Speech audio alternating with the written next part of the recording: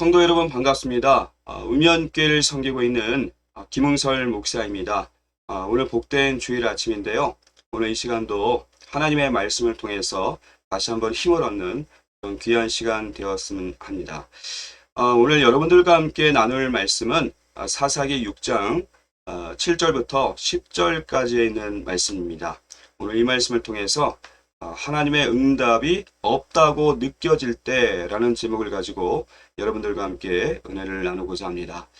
자, 우리가 인생을 살면서 깨닫게 되는 하나의 법칙이 있습니다. 소위 인과관계의 법칙입니다. 예컨대 공부하는 학생이 열심히 시험 준비를 했습니다. 그랬더니 좋은 성적을 거두었습니다. 또 장사하는 사람이 열심히 일을 했습니다. 그랬더니 많은 돈을 벌었습니다. 또 운동하는 선수가 열심히 땀을 뻘뻘 흘리면서 연습을 했습니다. 그랬더니 경기에서 승리를 거두었습니다. 자, 이 모든 것들이 소위 인과관계의 법칙이 적용되는 하나의 사례라고 할 수가 있습니다. 그런데 이 인과관계의 법칙이라고 하는 것은 꼭 세상살이에만 적용되는 것은 아닙니다. 영적인 세계에서도 그대로 적용이 된다라고 하는 거죠. 그러니까 성경이 제시하는 중요한 법칙 중에 하나다라고 할 수가 있습니다. 오늘 우리가 살펴보고자 하는 사사기 6장에서도 이 인과관계의 법칙이 적용되는 것을 볼 수가 있습니다. 7절, 8절 말씀을 보게 되면 사사기 6장 7절, 8절에 있는 말씀을 보게 되면 이렇게 말씀하고 있습니다. 이스라엘 자손이 미디안으로 말미암아 여호와께 부르짖었으므로 여호와께서 이스라엘 자손에게 한 선지자를 보내시니 그랬습니다. 자, 여기서 인과관계의 그 원인은 무엇입니까? 여호와께 부르짖었으므로 라고 하는 거죠. 그러니까 기도했다라고 하는 겁니다. 그런데 그 결과가 뭐라고 말씀하고 있습니까? 한 선지자를 보내셨다라고 하는 거죠. 하나님의 응답입니다. 자, 그러니까 원인과 결과라고 하는 그 인과관계의 법칙이 그대로 적용되는 말씀이겠죠. 그런데 문제는 뭐냐면 그 결과가 내가 원하는 그 결과로 나타나지 않을 때입니다. 즉 현실의 장벽에 막히게 될 때라고 하는 거죠. 그때 우리 인간은 낙담하기 쉽고 또 좌절하기 쉽습니다. 그런데 성경에 뭐라고 얘기하고 있느냐면 우리가 선을 행하되 낙심하지 말지니 포기하지 아니하면 때가 이름에 거두리라 그랬습니다. 그게 갈라디아서 6장 9절에 있는 말씀입니다. 자, 우리가 선을 행하되 결코 낙심하지 말아야 될 이유가 뭐라고 말씀하고 있는 겁니까? 바로 하나님께서는 하나님의 그 인과관계의 법칙을 우리의 삶 속에 하나님의 때에 반드시 적용시켜 주시고 반드시 열매를 맺게 해주신다라고 하는 것이죠. 자, 이 말씀이 신앙 안에서 살아가는 우리들에게 얼마나 큰 유익이 되고 또 유한이 되는지 모릅니다. 여러분 혹시 이런 경험이 있으실 겁니다. 삶 속에서 혹은 교회 생활에서 선을 행하다가 어려운 일을 당한 경험, 또 혹은 다른 사람에게 베푼 그 선의가 악의로 돌아와서 낙심한 경험. 자, 그런데 우리가 그때 깨달아야 될 사실이 있다라고 하는 거죠. 우리가 선을 행하다 혹 어려움을 당하는 경우가 있다면 그것은 아직 때가 아니라서 그렇다는 얘기입니다. 즉 우리가 선을 행할 때 그것이 완전히 숲으로 돌아가는 일은 없다라고 하는 것입니다. 반드시 기억해야 될 것은 뭐냐면 우리가 선을 심으면 하나님께서는 약속하신 그 인과관계의 법칙에 따라서 그 열매를 거둘 그날을 반드시 주신다라고 하는 것입니다. 성경에서 말씀하고 있는 것입니다. 저는 개인적으로 지금까지 살아오면서 여러 가지 그 어려움이 있긴 했었지만 또 많은 은혜를 누렸습니다. 또 지금도 여전히 그 은혜를 믿고 있기 때문에 선을 행하고 낙심하지 않습니다. 그것은 바로 은혜를 누린 그 경험이 있기 때문에 그렇죠. 여러분, 그러니까 인과관계를 매개로 하는 그 하나님의 특별한 은혜가 분명히 있다는 사실, 그것을 우리가 꼭 믿어줘야 된다라고 하는 것이죠. 여러분, 우리가 선을 행하고 하나님께 부르짖으면요, 하나님이 반드시 응답해 주시는 거, 이거 분명한 사실이거든요. 그런데 그 응답이 나에게 체감되는 것은 왜 그렇게 적은 것일까요? 즉, 하나님께 분명히 열심히 기도를 했는데 응답을 받지는 못했어. 자, 이런 실망스러운 반응이 우리 주변에 왜 그렇게 많은지 아십니까? 그것은 하나님의 응답이라고 하는 것이 내가 원하는 방식대로 찾아오지 않기 때문에 그렇습니다. 무슨 얘기냐? 여러분, 오늘 우리가 읽는 이 사사기 말씀으로 한번 돌아가 보시기 바랍니다. 제가 그것을 좀 설명을 해 드리겠습니다. 자, 이스라엘 백성들은 파종만 하면 주변에 그 미디안과 아말렉과 동방 사람들이 쳐들어와 가지고 토지 소산을 박살을 냈습니다. 그리고 먹을 것을 모조리 빼앗았습니다. 그러니까 굶어 죽을 상황이에요. 자, 이런 상황에서 이스라엘 백성들이 하나님께 무엇을 구했겠습니까? 당연히 자신들에게 지금 당장 필요한 양식을 구했겠죠. 또 자신들을 침략하는 아말렉과 미디안을 물리칠 수 있는 뛰어난 지략가 혹은 능력 있는 장수를 보내달라고 부르짖었을 겁니다. 그러니까 필요한 양식, 유능한 장수, 그게 그들의 요구였을 겁니다. 그게 바로 그들이 원하는 방식의 응답이었을 거예요. 그런데 하나님께서는 전혀 예상 밖의 인물로 그들의 부르짖음에 응답해 주셨다라고 하는 거죠. 오늘 말씀 7절 말씀 또 8절 말씀을 보시기 바랍니다. 거기에 보면 이렇게 말씀하고 있습니다. 이스라엘 자손 미디안으로 말미암아 여호와께 부르짖었으므로 그랬더니 여호와께서 이스라엘 자손에게 한 선지자를 보내시니 그랬습니다. 즉 하나님께서는 이스라엘 백성들의 그 부르짖음에 전혀 뜻밖의 인물인 한 선지자를 보내주셨다라고 하는 거죠. 그것도 잘 알려지지 않는 정말 듣보잡 선지자를 보냈습니다. 무명의 선지자를 보내신 거예요.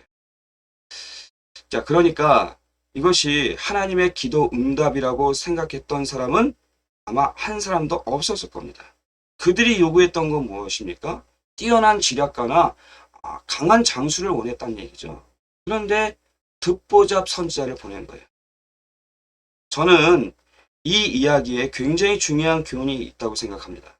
그것은 뭐냐면 한 무명의 선지자라고 하는 것은 강력한 장수와 군사를 구했던 그 이스라엘 백성들에게는 이게 전혀 기도 응답으로 다가오지 않았겠지만 우리가 영안을 열고 바라보면 그것이 바로 하나님의 기도의 응답이었다라고 하는 거죠.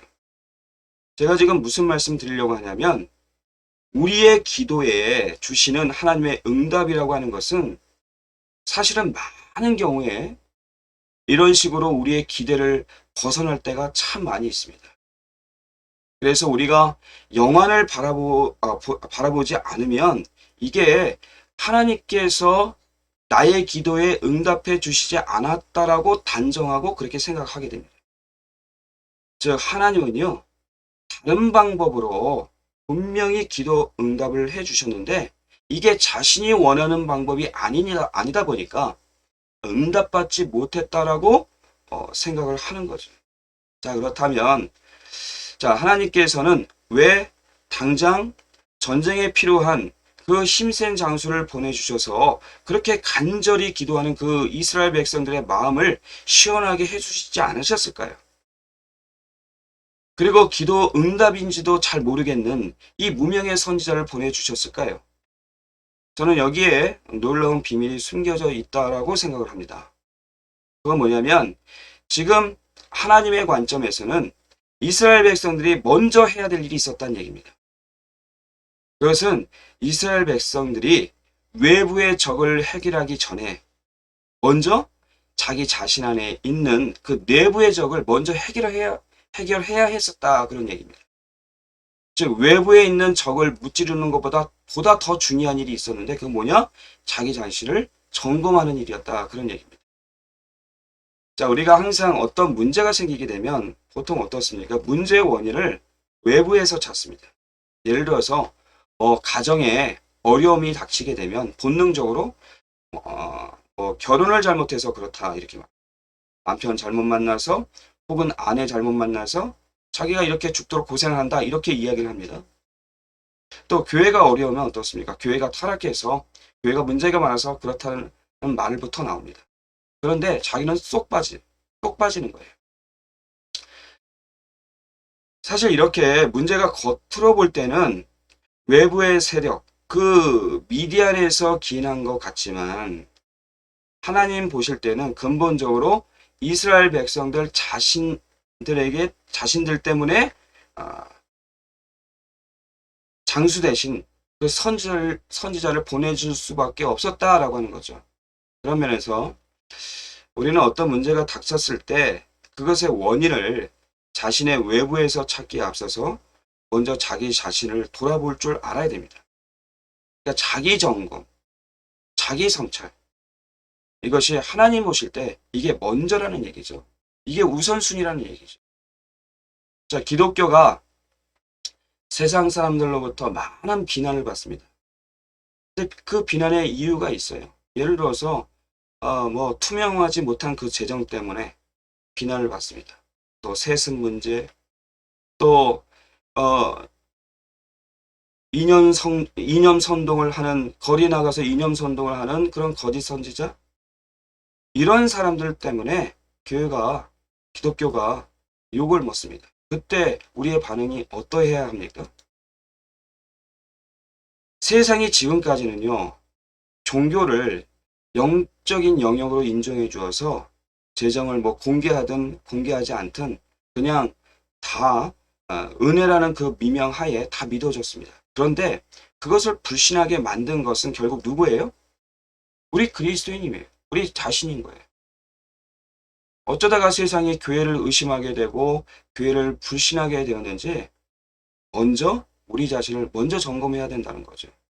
그러면서 저의 지난 모습도 좀 돌아보면서 점검을 해보았습니다. 여러분, 제가 우연교에 와서 제 개인적으로 지금까지 재정을 정말 투명하게 운영해야 된다 이런 생각을 늘 강조해 왔습니다. 그런데 그것은 내 생각일 뿐이고 혹시라도 우리 교회에 재정적으로 불투명한 부분은 없었는지 또한 헛되게 사용된 적은 없었는지 우리 스스로를 살펴볼 필요가 있다라고 하는 거죠. 세상이 교회를 의심하고 고발하는 이러한 현실 앞에서 세상을 원망하고 교회를 고발하는 그 TV 프로그램을 탓할 것이 아니라 먼저 우리 자신을 먼저 돌아보고 하나님 앞에 부끄러운 것이 무엇인지를 점검하는 것이 먼저이기 때문에 그렇습니다. 그러니까 우리라고 예외일 수는 없는 거죠. 이것은 조직이 구성된 교회라든가 또 사회적인 차원에서도 적용되어야 하지만 개인적으로도 마찬가지입니다. 우리는 각자 삶 속에서 때로는 억울한 사연이 있습니다. 그런데 하나님 앞에서 우리 자신을 돌아볼 때 하나님께서는 그 억울한 일을 통해서도 우리에게 메시지를 주기를 원하신다라고 하는 거죠. 목사인 저도요, 살면서 남이 원망스럽고 서운한 마음이 들 때가 종종 있습니다. 그런데 그때마다 생각하는 단어는 뭐냐면 나 때문이다 라고 합니다. 너 때문이 아니라 나 때문이다. 그러니까 문제의 원인은 밖에 있는 것이 아니라 나에게 있다는 겁니다. 남에게 탓을 돌려서 얻을 수 있는 것은 아무것도 없습니다. 원인을 항상 내 안에서 찾아야 됩니다. 내 안에서. 오늘 말씀에서 하나님께서 미디안을 통해서 그 악을 행한 이스라엘 백성들을 철저하게 징계하고 계신 것은 바로 이것을 먼저 점검하기를 바라고 계셨다라고 하는 거죠. 자, 그런가 하면 이스라엘 백성이 돌이켜서 하나님께 간구했을 때 하나님께서 이 무명의 선지자를 통해서 가장 먼저 하려고 하신 일이 뭐냐? 7절, 8절에 보니까 이렇게 표현되어 있습니다. 이스라엘 자손이 미디안으로 말미암아 여호와께 부르짖었으므로 여호와께서 이스라엘 자손에게 한 선지자를 보내시니 그가 그들에게 이르되 여호와께서 이같이 말씀하시기를. 자, 이게 무슨 얘기냐? 이스라엘 백성들이 지금 미디안에 설 수 있는 강한 군대를 원했는데 하나님의 입장에서는 하나님은 이스라엘 자손에게 지금 한 선지자를 보내셔서 말씀을 주시기를 원했다는 겁니다. 즉 하나님께서는 이스라엘 백성들에게 말씀을 들려주셨어요. 그러니까 하나님의 관점에서는 강한 군대를 보내는 것보다 먼저 해야 될 일이 있었는데 이스라엘 백성들이 하나님의 말씀으로 살아나는 것이 먼저였다라고 하는 거죠. 하나님의 말씀이 이스라엘 백성들의 그 귓가에서 살아나는 것이 하나님의 관점에서는 우선순위였다라고 하는 거죠. 자, 그렇다면 어떤 말씀을 주셨을까요? 자, 하나님께서는 이스라엘 백성들에게 구체적으로 어떤 말씀을 주셨느냐? 8절 말씀부터 10절까지 있는 말씀을 한번 보시기 바랍니다.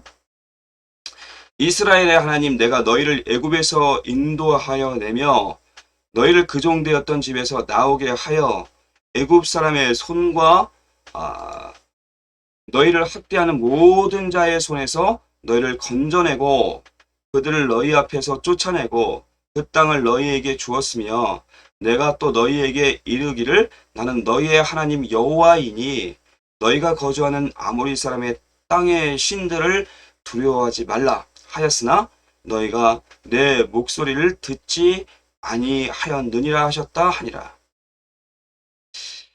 자, 하나님께서는 그 무명의 선지자를 통해서 지금 이스라엘 백성들에 들려주고 싶은 메시지가 있었는데 그게 뭐냐? 현실의 장벽 앞에 두려워 떨고 있는 너희들의 그 상태를 지금 한번 돌아보라는 겁니다. 자, 그러면서 그 현실의 장벽 앞에서 두려워 떨게 되는 그 이유를 알려주고 계십니다. 왜 많은 사람들이 그 현실의 장벽 앞에서 두려워하고 떠느냐? 이유가 있다는 얘기죠. 첫 번째는 뭐냐면 과거에 주신 하나님의 은혜를 망각했기 때문에 그렇습니다. 자, 하나님께서 10절에서 아모리 사람의 땅의 신들을 두려워하지 말라 이렇게 말씀을 하시면서 그 앞에 무엇을 상기시키고 계시느냐? 8절 9절에 보니까요. 이스라엘의 하나님, 내가 너희를 애굽에서 인도하여 내며 너희를 그 종되었던 집에서 나오게 하여 애굽 사람의 손과 너희를 학대하는 모든 자의 손에서 너희를 건져내고 그들을 너희 앞에서 쫓아내고 그 땅을 너희에게 주셨으며 이렇게 말씀하고 있습니다.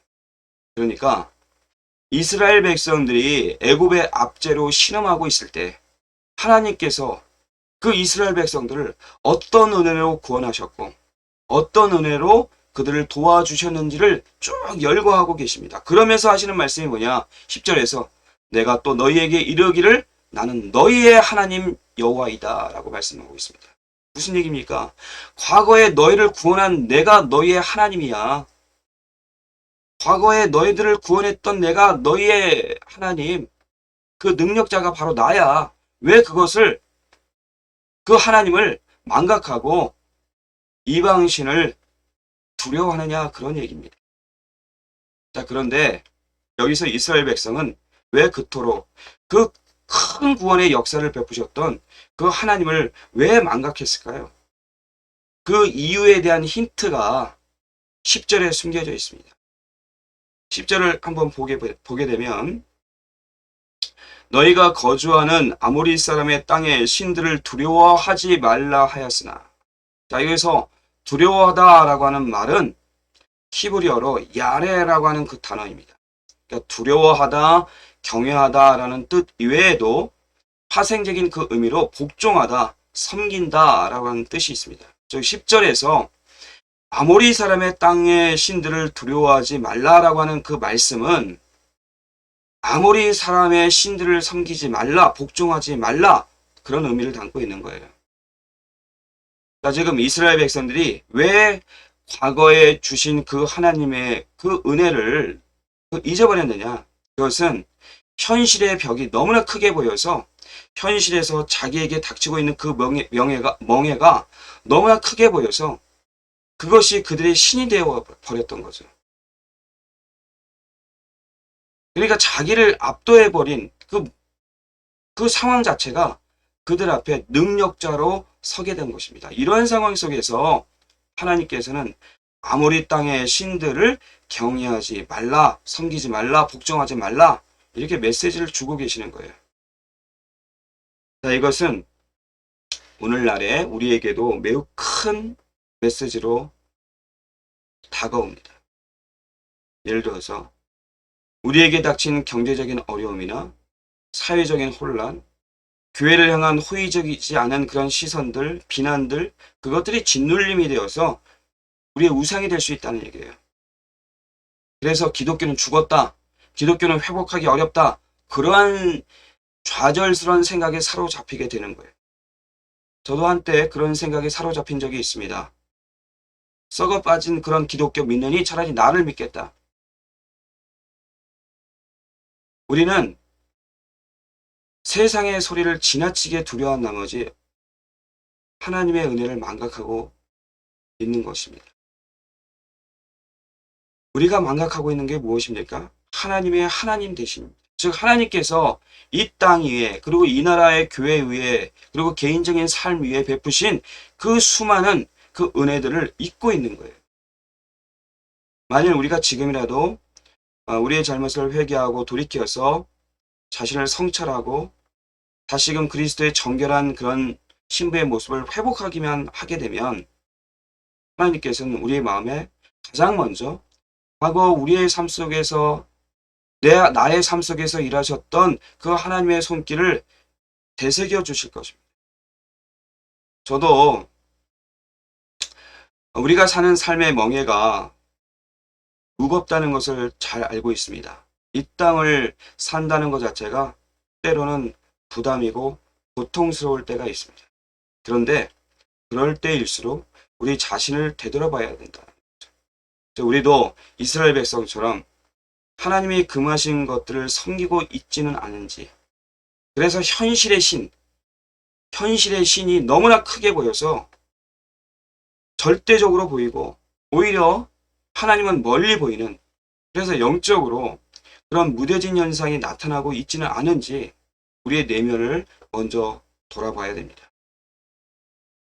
또 하나, 우리가 우리 앞에 놓인 그 현실의 장벽 앞에서 두려워하고 또 그것의 노예가 되는 그 두 번째 이유는 뭐냐면 다름 아닌 하나님의 말씀을 경청하지 않기 때문에 그렇습니다. 사사기 6장 10절 말씀을 보면 그 말씀이 나오고 있어요. 저는 특히 기도를 정말 열심히 하는 분들이 꼭 기억해야 될 것들이 있다고 생각합니다. 우리는 기도를 하면 하나님 앞에서 요청하고 말하는 것은 참 좋아하는데 도대체 듣지를 않는 거예요. 그것은 엄밀히 말하면 영적인 교만입니다. 기도는 하나님 앞에 우리가 말을 하기도 하지만 사실은 듣는 겁니다. 더 중요한 것은 듣는 겁니다. 그래서 기도를 정의할 때 우리는 하얀 백지를 하나님 앞에 내놓고 하나님 여기에 뭐라고 쓸까요? 라고 하는 것과 똑같습니다. 10절 말씀에 보면 내가 또 너희에게 이르기를 나는 너희의 하나님 여호와이니 너희가 거주하는 아모리 사람의 땅의 신들을 두려워하지 말라 하였으나 너희가 내 목소리를 듣지 아니하였느니라 하셨다 하니라. 너희가 내 목소리를 듣지 아니하였느니라 하셨다 하니라. 너희가 내 목소리를 듣지 않으셨다는 얘기예요. 하나님의 음성을 듣지 않았다는 얘기입니다. 여기서 나타난 이스라엘 백성들의 가장 큰 문제점이 보입니다. 그건 뭐냐면 하나님의 말씀을 도대체 듣지 않았다는 거예요. 자, 그들에게 하나님의 말씀이 들리지 않았던 그 이유가 뭘까요? 그것은 앞에서 제가 말씀드렸듯이 하나님께서 금하셨던 아모리 사람의 땅의 신으로 상징되는 당장의 그 현실에 사로잡히다 보니까 하나님의 말씀이 잘 들리지가 않게 되는 거죠. 즉 적들이 식량을 막 약탈해가고 자신들의 그 목숨을 위협하는 그 현실이 너무나 커 보이면 인간은 거기에 몰두한 나머지 하나님의 음성이 잘 들리지 않게 되는 겁니다. 그러다 보니까 현실의 장복에 이런 매몰되기 쉽죠. 이건 우리도 마찬가지입니다. 우리가 현실의 문제에 너무 지나치게 몰두하다 보면 예배를 드리기 위해서 교회에 와서도요, 뭐 몸은 와 있지만 말씀이 귀에 잘 들어오지 않게 됩니다. 설교 시간 내내 도대체 뭘 하는지 그냥 멍하니 보내거나 아니면 뭐 이번 달 뭐 카드값이 예상보다 많이 나오는데 어떻게 하지? 그런 고민으로 다 보내는 거예요. 그건 목회자도 마찬가지입니다. 목회자도 예외일 수 없죠. 목회자가 사명 따라 일을 해야 되는데 예를 들어서 생계 따라 일을 한다. 그러면 어떻게 될까요? 말씀이 잘 귀에 들어올까요? 말씀을 잘 준비할 수 있을까요? 말씀이 잘 들어오기는커녕 목사가 현실의 노예가 되어서 사람 비유나 맞추는 그런 일을 하게 되겠죠. 그러면 거기에 무슨 힘이 있겠습니까? 거기에 무슨 은혜가 있겠습니까? 자, 이처럼 우리가 세상의 근심과 염려에 지나치게 몰두하게 되면 하나님의 음성이 잘 들리지 않게 됩니다. 청년들 같은 경우는 취업이 안 되는 그런 현실, 빚이 늘어가는 그런 현실, 그런 현실에 몰두하다 보면 내가 너와 함께 하겠다, 내가 너를 이끌어갈 것이다 라고 하는 그 하나님의 약속의 말씀이 귀에 잘 들어오지 않는다고요. 즉 우리의 약함만 생각하다 보면 모든 능력보다 뛰어난 그 하나님의 능력의 말씀이 귀에 잘 들어오지 않게 됩니다.